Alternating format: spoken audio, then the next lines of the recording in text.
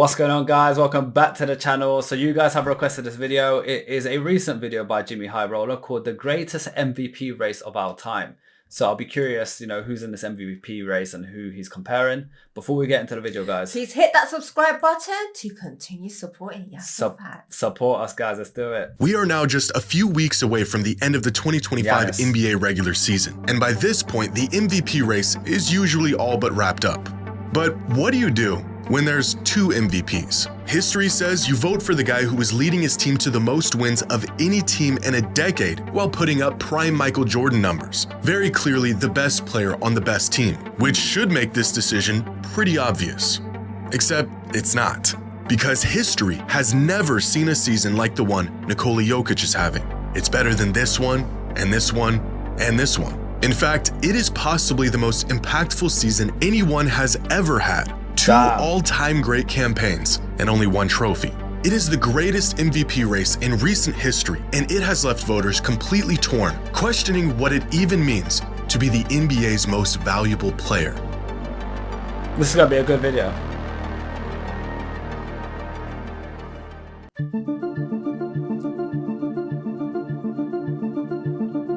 The most compelling case someone can make to be the most valuable player in the league is to put up the best numbers in the league. Yeah. This isn't the only ingredient to the MVP recipe, but it's a big one. And right now, Jokic and Shai aren't just having the two best seasons in the NBA, they're having two of the best seasons of all time. We reacted to him. I think they called him, SGA.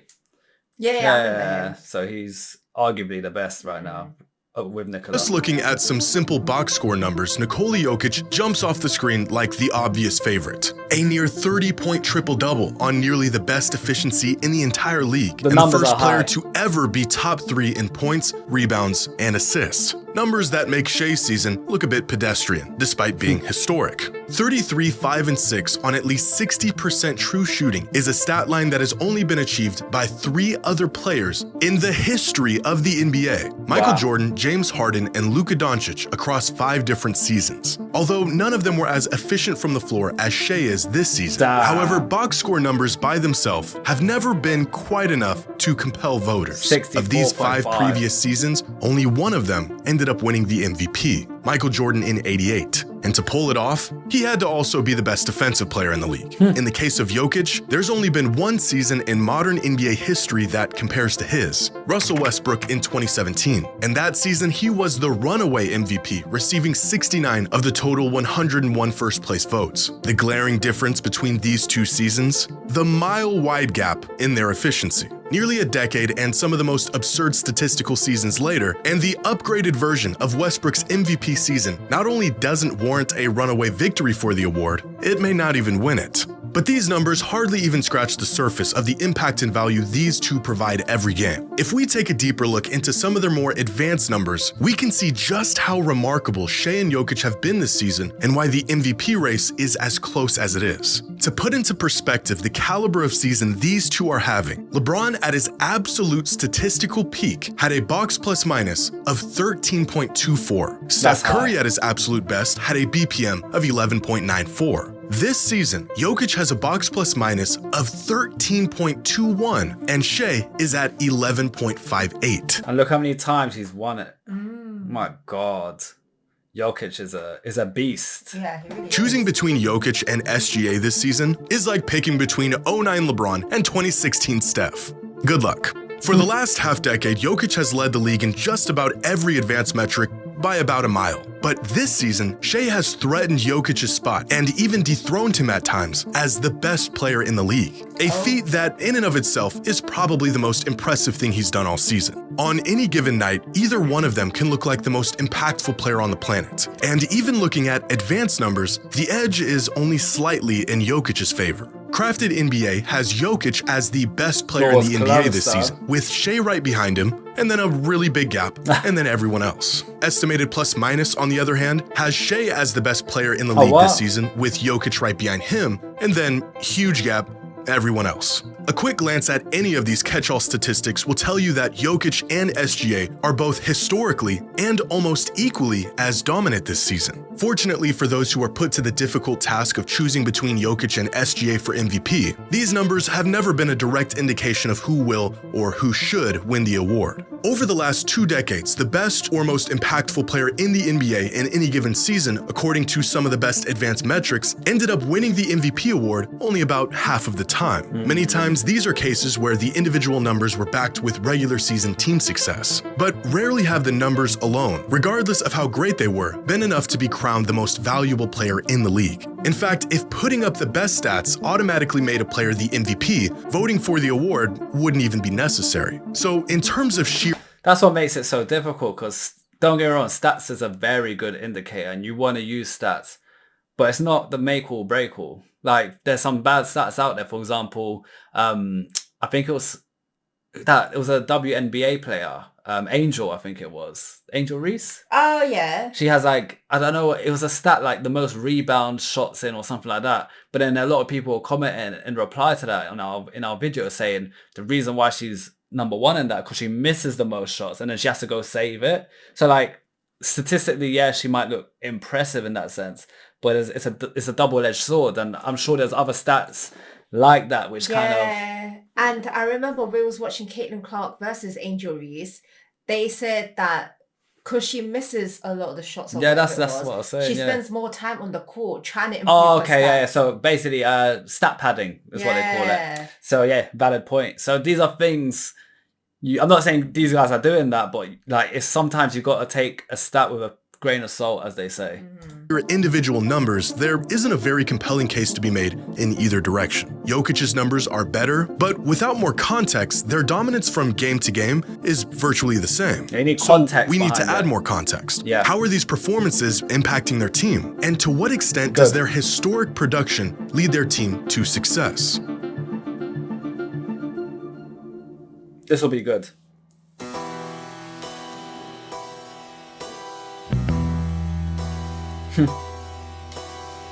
In most cases, when two players are having incredible seasons, the tiebreaker in the eyes of fans and voters comes down to how well their team is playing. The second ingredient to the MVP recipe: win and win often. 25 of the last 30 MVPs went to players who clinched either the first or second seed in their conference. And right now, the Thunder aren't just winning more games than the Nuggets. They are the 4th highest winning team in modern NBA history. But recently, team success has held less weight in the MVP discussion than it has in the past. 3 of the last 4 MVPs going to players outside of the top 2 seeds. Nikola Jokic being just the 2nd player in over 40 years to win the MVP, despite his team not even cracking 50 wins in a full season back in 2021. Oh, wow. As if the voters have made the decision that the MVP isn't limited to simply the best player on the best team. You know what? I like that because it adds a valid point. Like, for Jokic to be able to be doing that in a team that's not even doing well is even more impressive, because doing it with a juggernaut team, like, it's kind of expected and your team will help you make it easy. But to be doing that in a team that's losing, it's tough. It's not easy. It's not easy. It shows how valuable you are to the team as well. You're a standout. You're a anomaly in that team, literally. But rather the player who has the largest impact on a winning team. And right now, there is one player in basketball who is impacting the game far more than anyone else. Here are the current top 8 leaders in the MVP race: Jokic, Shea, Giannis, Tatum, Mitchell, Curry, Mobley, and LeBron. And here are the net ratings of each of their teams. Shea has put on a masterclass all season, leading the Thunder to be not just the most dominant team this season, but the 2nd most dominant regular season team in NBA history in terms of net rating. And for many people, the overwhelming team success the Thunder have had this season is enough to push Shea into the lead for the MVP. But value isn't just when your team wins. It is how much your team depends on you to win. If we look at each team's net rating when their MVP candidate is on the floor, it is clear that the Thunder are easily the best team in the league when Shea is on the court, with an absurd net rating of plus 18.3. This means that when Shea is on the floor, the Thunder are nearly 20 points better than their opponents per 100 possessions, followed by the Cavs with Mobley, the Cavs with Mitchell, and the Nuggets with Jokic. But the most revealing measure is the difference a player makes for their team when they're on the court versus when they're off the court, where Nikola Jokic jumps out as by far the most valuable and important player to his team in the entire league. His presence on the floor is the difference between the Nuggets being a net negative 8.2 points, bordering the worst team in the NBA, and a plus 10.6. So he's saving his Nuggets team from being the worst team in the league, literally. Minus him, you're the worst team. Yep. That's wild. One of the best teams in the NBA. For many of these MVP candidates, their team can still compete at a high level even when they're off the court, like the Celtics without Tatum, the Cavs without Mitchell or without Mobley, the Lakers without LeBron, and the Thunder without Shea. Steph and Giannis are the only other MVP candidates who elevate their teams from below average to title contenders. But without Jokic on the floor this season, the Nuggets are nearly the worst team in the league. Now, it's worth considering who these players play around when they're on the floor. A rotation that tends to keep starters together is bound to favor those in that starting lineup compared to a rotation that pulls and plugs periodically. For example, if Jokic tends to play with starters more often than not, but SGA is constantly playing with rotational players, Jokic's numbers are going to appear better on paper because he's playing alongside a better group. And so I looked into this. How many possessions these MVP candidates have played this season, and how many of those possessions were exclusively with the starting lineup. And it turns out that Nikola Jokic does have the benefit of playing with the best players on the Nuggets more than any of these other candidates play with theirs. 17% of all of his minutes on the court coming alongside the Nuggets starters. For comparison, Steph only plays with the Warriors starting lineup 9% of the time. But in most cases, this number is negligible. For example, Giannis plays with the Bucks starters virtually as much as Jokic plays with his. And at most, the difference in time these players see on the court with their best unit varies by less than 10% of their total playing time. In other words, it doesn't really matter who Jokic is playing around. He rises the tides for his entire team significantly more than anyone else in the entire league. In fact, according to Cleaning the Glass, when you translate these on-off splits to an estimation of impact on Denver's record, the Nuggets are a staggering 45 wins better as a team when Jokic is on the floor versus when he isn't. For comparison, Shea's on-court impact on the Thunder projects to them being about 15 wins better as a team. That's actually really bad. Like, Nuggets need to do something about that, because if Jokic gets injured or something, they're finished. But then again, SGA does masterclasses for his team. So he helps them. Yeah, he helps them better them. That way they can play perform. even without him. Surely Jokic must do something like that. They must ask him to do that. I don't know. Team. But this is where the discussion becomes a matter of what you value most in your most valuable player. Because while Jokic elevates the Nuggets to one of the best teams in the league, Shea elevates the Thunder to being one of the best teams of all time. Is it more valuable to drag your team from being bad to being in title contention? Or is it more valuable to elevate your team from title hopefuls to overwhelming title favorites? Yeah. But that also brings a question. What if his Nuggets team were around the same length? Like, if you look at the distance, he's doing more with the team that's further down. And I feel like it's harder to drag a team that's absolutely rock bottom than a team that's kind of midway and topping them up. Don't get me wrong, I'm not taking it away from him. He's doing an incredible job, clearly. But I do think it's harder to drag the worst team. Yeah, but I think this can be related to, for example, LeBron's team.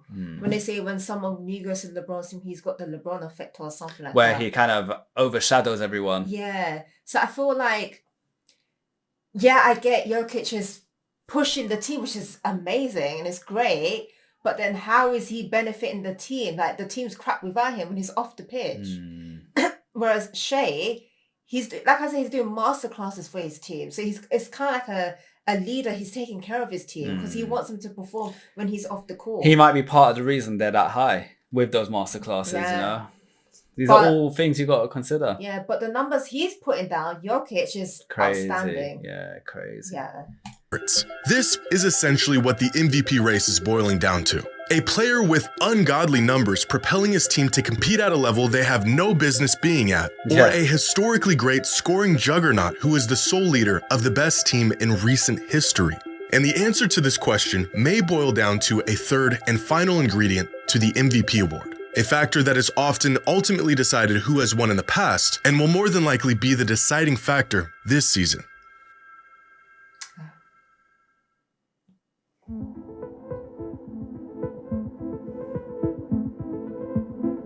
In ESPN's most recent MVP straw poll, 100 members of the media were asked to cast their vote on who they thought was the MVP of the 2025 NBA season.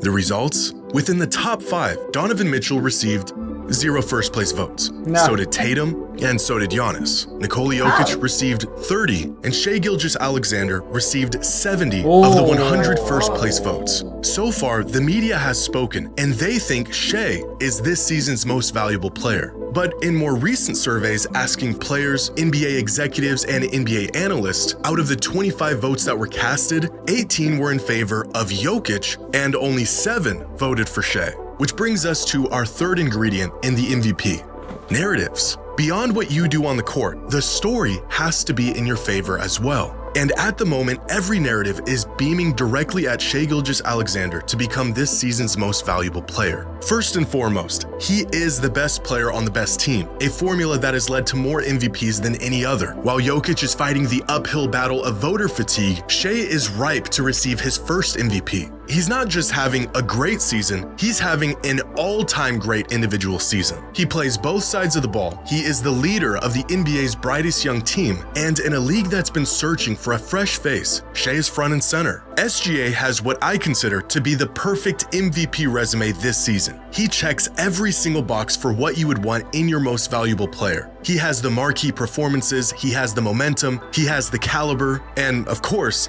he's never won it before. But narratives can also lead us astray. They can allow our emotions to dictate how we perceive what we are actually seeing. And that's where precedence gives us points to reference in search for the most fair and accurate conclusion. It allows us to not be prisoners of the moment, but instead consider the history of the game and the unwritten rules we've abided by up to this point. Precedence tells us that no matter how great a player is, winning 4 MVPs before making it to the finals even twice is completely unheard of, even for the greatest players to ever play. For this same reason, voter fatigue is a frustrating but very real thing. If the MVP award purely went to the most valuable player in the league every season, Michael Jordan and LeBron would each be sitting on about 8 of them right now. Instead, the award sort of blends from one season to the next, taking in the context of everything that came before it and the consequences of it. Decades ago, MVP voters decided that the award was not reserved for the best player or even the player having the best season. Instead, it was an award that had multiple ingredients, multiple boxes that needed to be checked off. But even by their own criteria, what qualified a player to be the MVP was changing all the time. If it was simply the player having the best season, Michael Jordan would have won it about 8 times. If it was the best player on the best team, Michael Jordan would have won it about 8 times. But instead, he has 5, which has essentially set a firm benchmark on how voters vote for the foreseeable future. Voters messed up by not rewarding MJ with the number of MVPs he rightfully earned, and so every player that came after him is held to the same arbitrary, convoluted standard. As one fan put it, sports writers regret not giving Jordan all the MVPs and now punish everyone after that like it's a Supreme Court case and not just something they could change at any time. A case of we do it this way because we've always done it this way. The MVP award should be given to the most valuable player in the league, but it's not quite that simple, and it never has been. To make the argument that Jokic deserves the MVP because he is objectively having the best season in basketball right now would be the most logical conclusion. But it would also be ignoring the 78 years of history, tradition, and expectations that we have come to follow. Based on the responses to this discussion so far, it appears that now more than ever, the players and the people involved in the NBA from game to game view the award as a reflection of simply who is the best, most impactful player. And the media looks at it through the lens more of story and narrative. And in the end, it is the media who gets to vote. With less than a month left in the regular season, the race for the MVP only seems to be getting tighter with each game. And in what is shaping up to be the greatest MVP battle we have ever seen, voters will have to either stay the course and vote for a player that has built a near perfect MVP case, or make a rare exception to a player that is quite possibly having the most impactful individual season in modern NBA history. It's such a tough thing to vote on. It is very tough. Because there's so many valid points aside. Gonna get Jokic, he is carrying his team, man. Differently. Like, and statistically so on paper, he's in a madness, but SGA is doing such an incredible play as well. He's like elevating his team as well. Like, it's basically like a cake and you put the cherry on top. Yeah. That's what SGA is doing. But the cake's already made. Yeah. Jokic is trying to make the cake. Yeah. And he's making it to a level with the worst ingredients and ever. when he's not there, the cake ain't being made, darling. The cake crumbles when he's not there. Yeah. Guys, comment below who you think deserves the MVP this season. It's tough. And don't forget to subscribe. For now, peace out. Bye.